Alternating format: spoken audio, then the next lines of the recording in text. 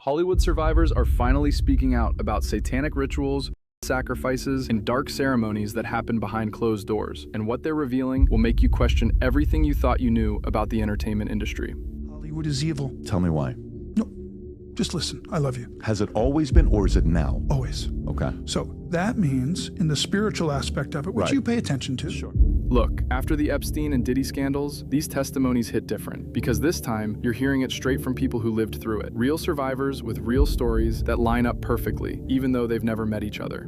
What I do, the Monster Ball, the music, the performance art aspect of it, I want to create a space for my fans where they can feel free and they can celebrate, because I didn't fit in high school and I felt like a freak. So I like to create this atmosphere for my fans where they feel like they have a freak in me to hang out with. Some of us are against the Illuminati, and we are against the Illuminati at our own detriment. When people are against the Illuminati, then they get punched in the face all the time. The press hates them, and nobody likes them. End quote. We all love Dave Chappelle. Exactly. Dave Chappelle has never been a part of the Illuminati. They don't want him or me or people like us. Now, it's not only random survivors. I'm here talking about famous celebrities who've tried to warn us for years. And you'll understand why so many of these stories are finally being taken seriously in 2026. This video is going to be different from every other conspiracy video you've seen, so let's get into it. Now, before we dive into the survivor stories and celebrity warnings, you need to understand why this conversation matters right now. Because a lot has changed in the past few days. Remember when people talked about Jeffrey Epstein and everyone thought it was just wild conspiracy talk? Then it turned out to be completely real. A powerful billionaire was running an entire network of exploitation involving celebrities, politicians, and wealthy elites. The whole world watched as the truth came out, and suddenly, things that seemed impossible were proven to be true. Then, the Diddy case started making headlines. More allegations, more stories about what happens behind closed doors in the music industry, more patterns of powerful people using their influence in ways that are hard to even talk about. These two cases matter because they proved something important. What sounds like a crazy conspiracy theory can actually be real. Elite circles doing terrible things in secret? It happens. People in power exploiting others and getting away with it for decades? It's documented. The question isn't whether bad things happen at the top levels of entertainment anymore. The question is, how deep does it really go? Now, you've probably seen celebrities throwing up triangle hand signs, the all-seeing eye symbol, triangles over their eyes in photos and music videos. And for years, people connected these symbols to something called the Illuminati, this secret society supposedly controlling Hollywood. Is that a gang sign? Have you, You don't know what it is. You don't know what that is. I have no idea. You don't know. Jimmy Fallon doesn't know. David Letterman doesn't know. We don't know. All the comics and show business don't know what this is. Right? Yeah. What is it? Come on, Jimmy. Seriously. The time is up. People are hip to this kind of stuff. I'm here tonight to blow the lid off it, to be the whistleblower. I'm sick and tired of the secrets and the lies. It is the secret symbol of the Illuminati, and you're a part of it, and it is the all-mocking tongue.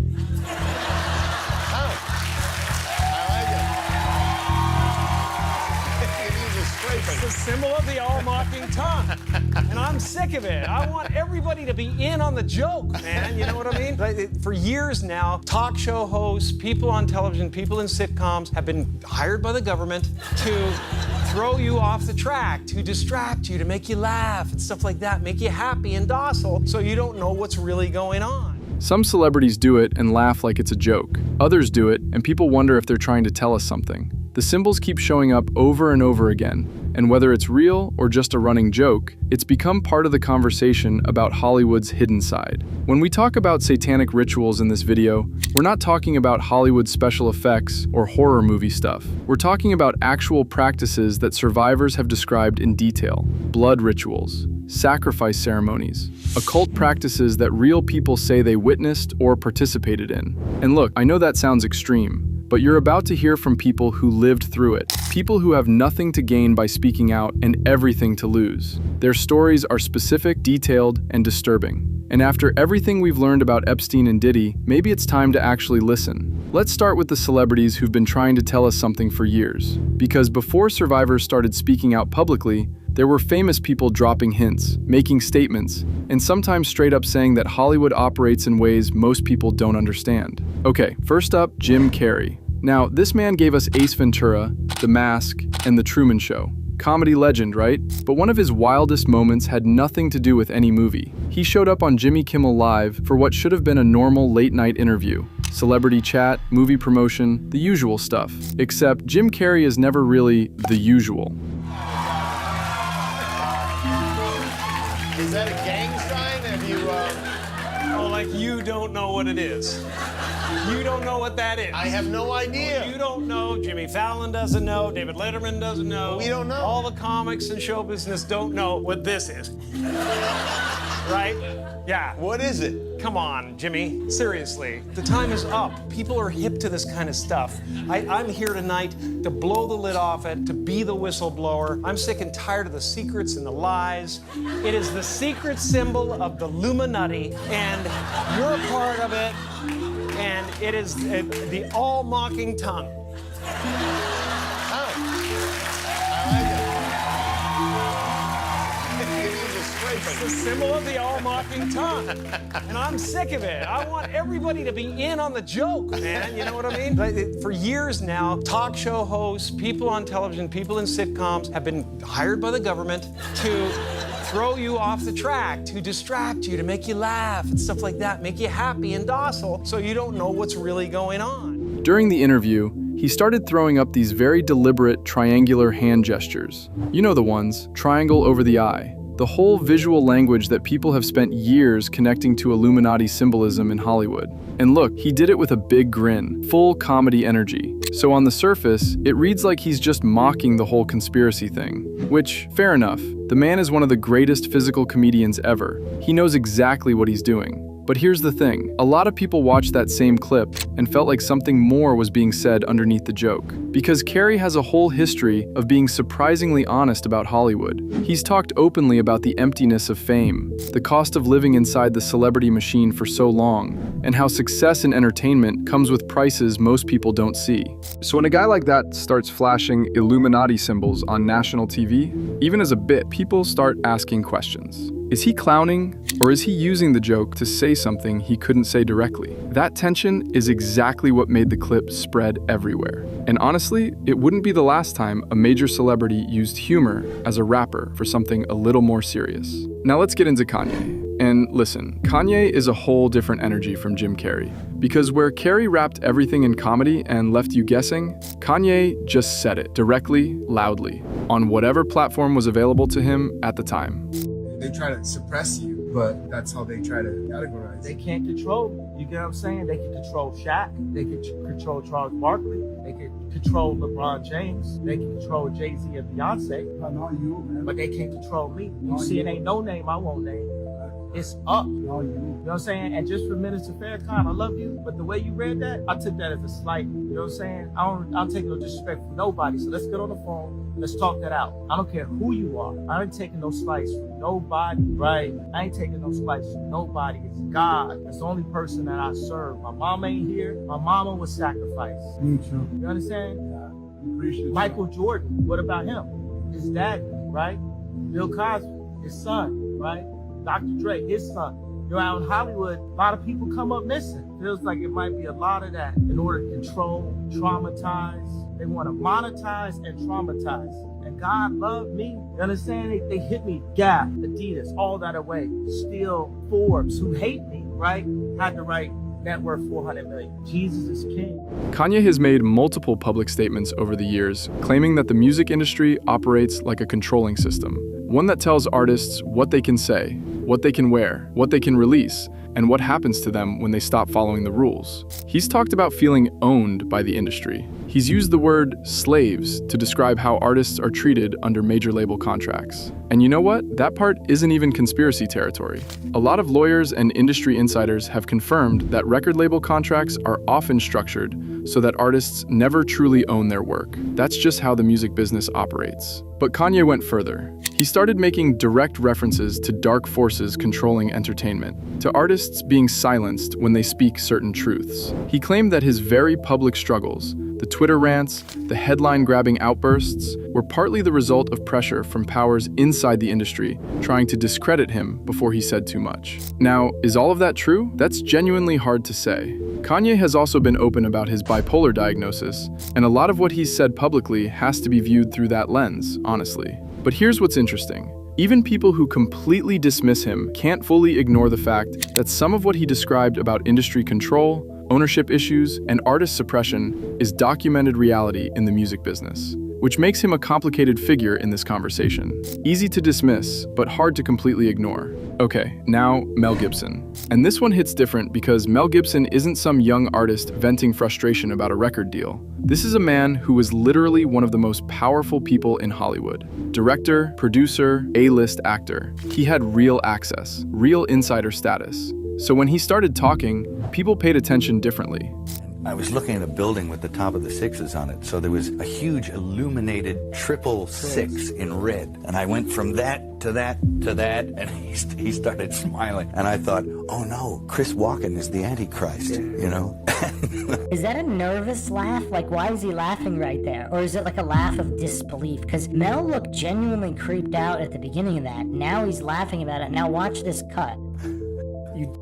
Fade out cut. What was said between the cut after he mentioned that Walken was the Antichrist? Like, obviously he's half joking, but like, what's going on here? Mel has made some pretty pointed comments over the years about Hollywood being run by what he called a satanic establishment. He's described the entertainment industry as a system that requires a certain kind of moral compromise to survive in. That to stay at the top, you have to be willing to play along with things most people would find deeply uncomfortable. And he left, and I wanted to leave.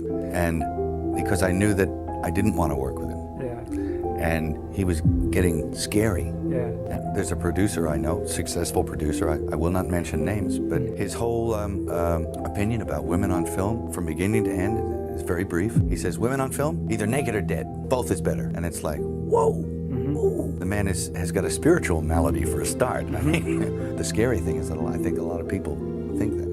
He specifically made comments about Hollywood elites engaging in dark rituals and exploitative behavior behind closed doors. And at the time, those statements were largely written off as the ramblings of someone who had already destroyed his reputation with his very public controversies. And look, Mel Gibson has said genuinely terrible things in his life. That's documented, that's real. It's impossible to talk about him without acknowledging that his credibility took a serious hit because of his own behavior. But here's what's interesting. A lot of what he was broadly gesturing at, powerful men in Hollywood using their positions to exploit and abuse people, turned out to be very real. The Harvey Weinstein story broke years later and confirmed that genuinely dark things were happening behind those closed doors at the highest levels of the industry. Nobody is saying Mel Gibson is a perfect messenger. He absolutely isn't. But sometimes, the messiest people are the ones willing to say what cleaner, more careful people won't. Okay, Katt Williams. And honestly, this one might be the most fascinating entry on the whole list,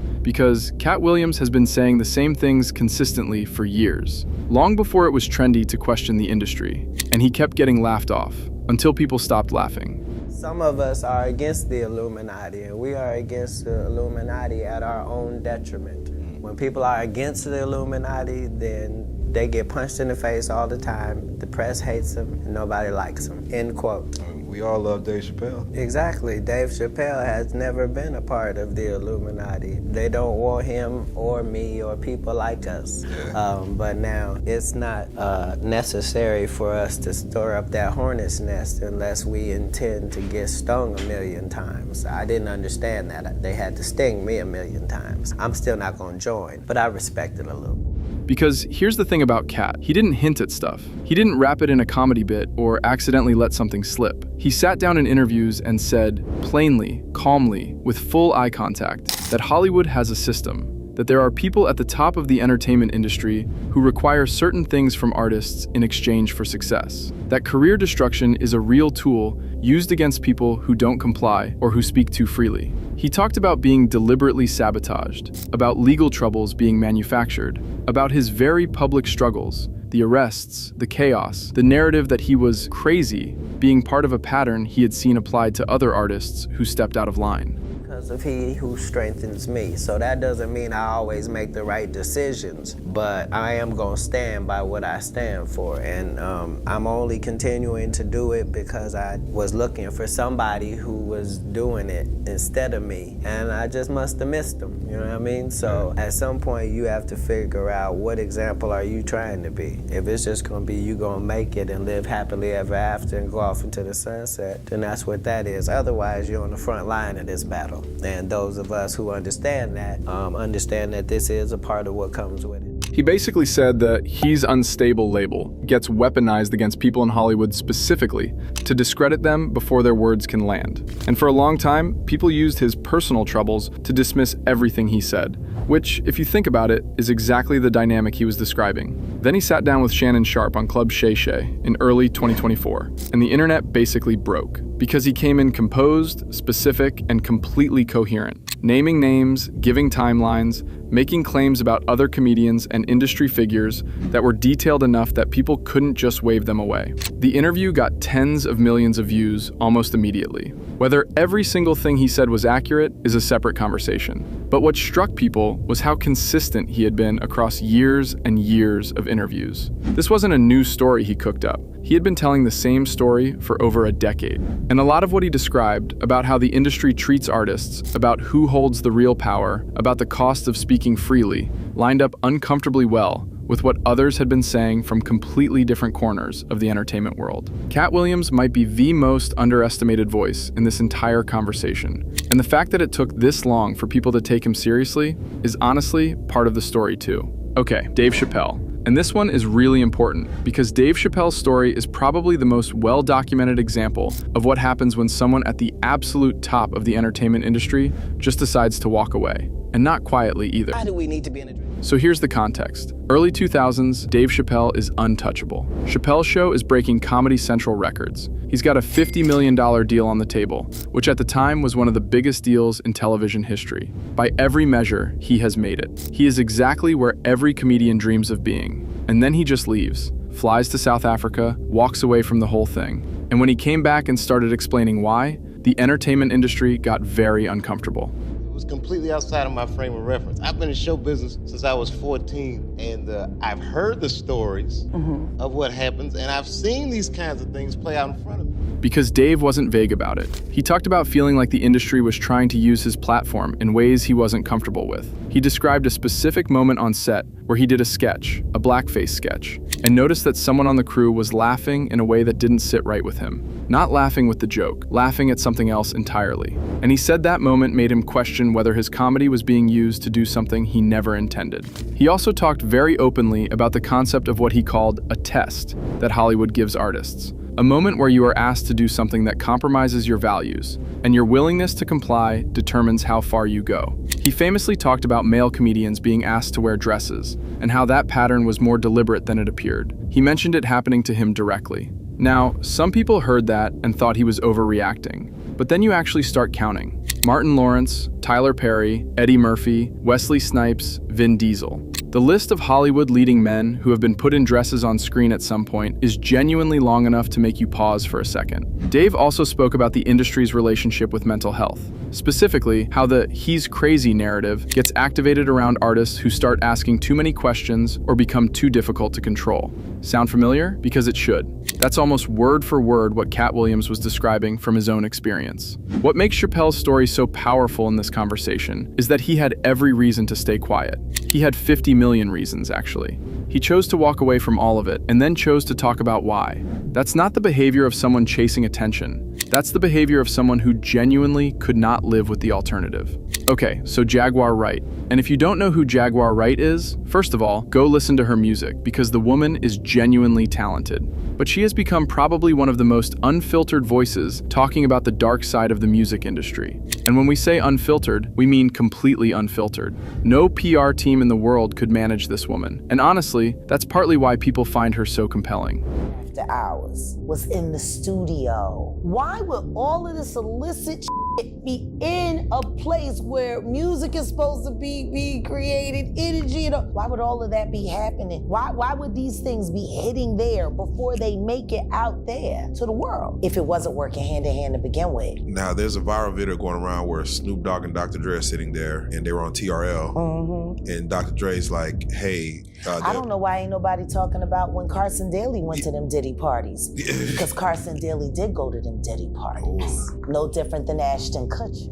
Jaguar Wright is a Philadelphia singer who ran in some very serious circles back in the day. She was connected to the Roots. She worked closely with Jay-Z and that whole Rockefeller era. She had real relationships with real heavy hitters in the industry. So when she started talking, she wasn't speculating from the outside. She was describing rooms she had actually been in. What are your thoughts on all the his celebrity friends that denounced those allegations and were like, this is false, and they were saying, yeah, should they speak up now? Getting a little too late for those who are complicit. Stevie J? She started making very serious allegations, and we're talking serious, about major figures in the music industry. Jay-Z, Beyonce, Diddy, industry executives. She claimed there were dark rituals involved in achieving and maintaining success at the highest levels of the music business. She talked about artists being exploited, controlled, and silenced. She described the industry as essentially a trap, one that looks shiny from the outside, but operates very differently behind closed doors. Now, obviously, allegations aren't automatically facts, and Jaguar Wright has said some things that have been disputed and pushed back on heavily by people she's named. That's important to acknowledge. But then, the Diddy situation happened, and suddenly people started going back through everything Jaguar Wright had been saying for years about him specifically. The control, the exploitation, the culture around him. And a lot of it started looking a lot less like the ramblings of a disgruntled industry outsider, and a lot more like someone who genuinely knew something. That's the thing about Jaguar Wright. She has been saying the same things consistently for years, long before any of it became headline news, long before it was safe or popular or even believable to most people. She was out there saying it anyway, knowing full well it would cost her. And it did cost her, in terms of how she was perceived and treated publicly. Whether you believe everything she says or not, the timeline is hard to ignore. And in this conversation about celebrities speaking out about hidden power structures in Hollywood, Jaguar Wright is one of the few people who was loud enough and early enough that when things eventually came to light, she could very clearly say, "She told us." Now we're getting into the heaviest part of this video. Because everything we've talked about so far, the celebrity warnings, the symbols, the industry control, all of that leads to this question. What are they actually warning us about? What's really happening behind the scenes? And that's where the survivor testimonies come in. These are real people who lived through satanic rituals and came out the other side to tell their stories. And I'm going to be honest with you, this section is difficult. It's disturbing, but it's important, because these voices have been silenced for too long. Before we go further, I need to give you a trigger warning. We're about to discuss child abuse, ritual violence, and extreme trauma. If that's too much for you right now, it's okay to step away. But if you're ready to hear the truth, let's keep going. The first survivor we're going to hear from was born in 1954. He lived in a secluded hill community, and when he was around 5 or 6 years old, he was brought into a group that practiced a mixture of black magic, druidism, witchcraft, and other occult practices. Some of his earliest memories are being used in disturbing photo shoots. And then there were times and places where he was involved in ritualistic activity. He remembers a group of people in animal masks, chanting in a circle. But the memory that's clearest to him is when he was about 8 or 9 years old. He went to a little church and met someone there who was a few years older than him. They became friends, pretty close friends actually. One day, they were taken from the church to this older boy's house, and then taken to somewhere near where the survivor lived. And that's where the ritual happened. It was an outdoor ritual. And during that ceremony, his friend, the boy he had gotten close to, was murdered as part of the ritual, right in front of him. A child watching another child being killed in some twisted ceremony. From that point on, he says he was completely fragmented. He was sick for weeks after that. His parents got back a child that was completely different from the one they knew. He was just a shell, just a complete mess. And he immediately began to plunge into the occult himself. He started drinking very heavily. By the time he was 14 years old, he was spending all of his time locked in his room when he wasn't at school, practicing the occult, and mainly just wishing he was dead. By 14, he felt like there was no way, if there was a God, that God could have loved him. He felt like he'd crossed over a line and that he belonged to something completely opposite from God. He says these groups weren't random. They knew what they were doing.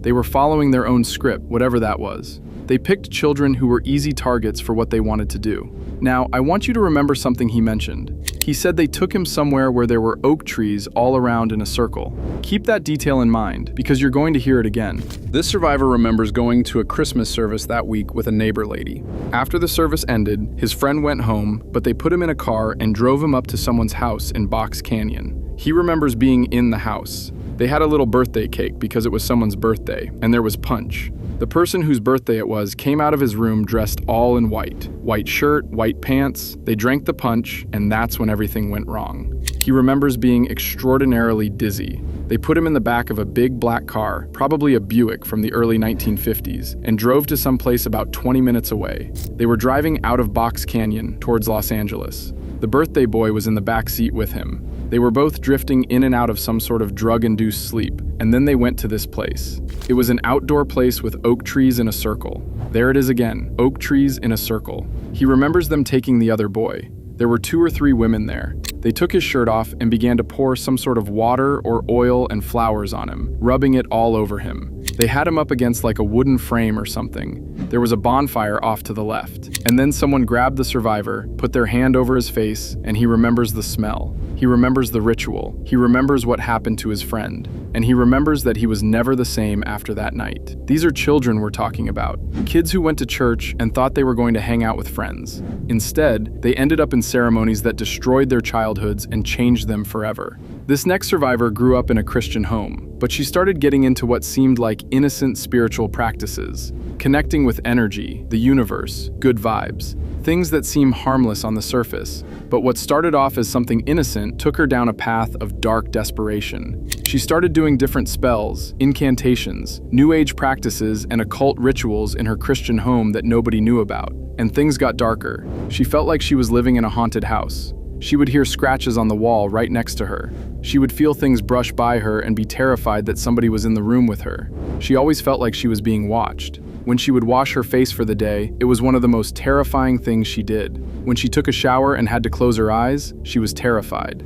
If she had to get up in the middle of the night to get a glass of water, she would run because she thought something was going to grab her feet. And she was an adult at this point. It took her deep into drugs. She ended up being homeless, in and out of jails, all kinds of terrible situations. For 9 years of her life, she was really in a dark place. All because of what started as innocent curiosity about spiritual things that weren't from God. Now, look at the patterns here. Oak trees appearing in multiple ritual locations. That's not a coincidence. The Bible even talks about oak trees being used in pagan rituals, children being specifically targeted and groomed by these groups. The complete psychological destruction that follows these experiences. Victims feeling owned by dark forces and struggling for years or even decades to break free. These aren't random stories. These are specific, detailed accounts from people who have nothing to gain by lying. In fact, they have everything to lose by speaking out. And yet, they're doing it anyway because they want people to know the truth. Here's where this gets even more concerning.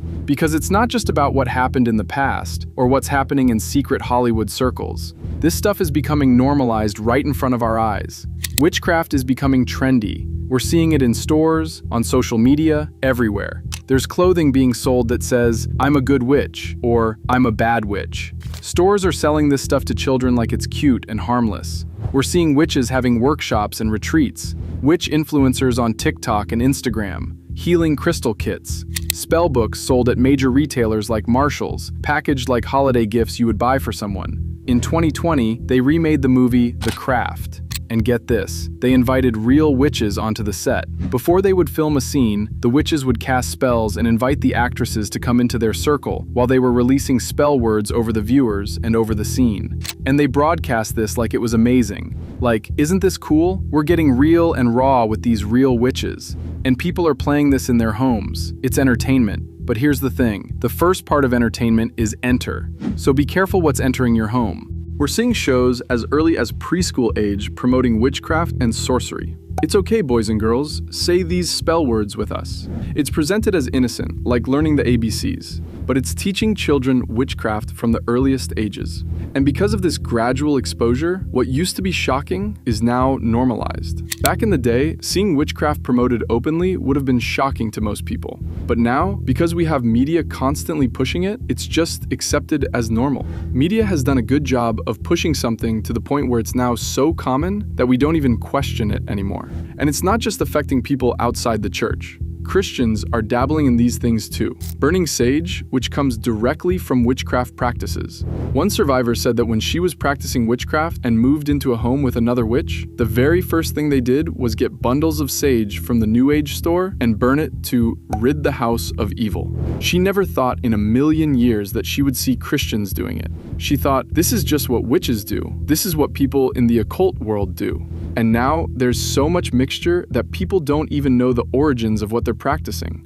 We're seeing Christians wearing healing crystals, third eye necklaces, talking about chakras and channeling energy, communicating with ancestor spirits to get power. And these aren't people in the world. These are people in the church who don't understand that these practices have origins in witchcraft and the demonic realm. Even something like Halloween. When you go back to its origins, you can't separate it from witchcraft and dark spiritual practices. But now it's just treated as a fun holiday where kids dress up and get candy. So here's what I want from you. Comment below your thoughts on what you just heard. What stood out to you the most? Were you shocked by the survivor testimonies? Did the celebrity warnings make you see Hollywood differently? Let me know in the comments. Stay aware, stay protected, and I'll see you in the next one.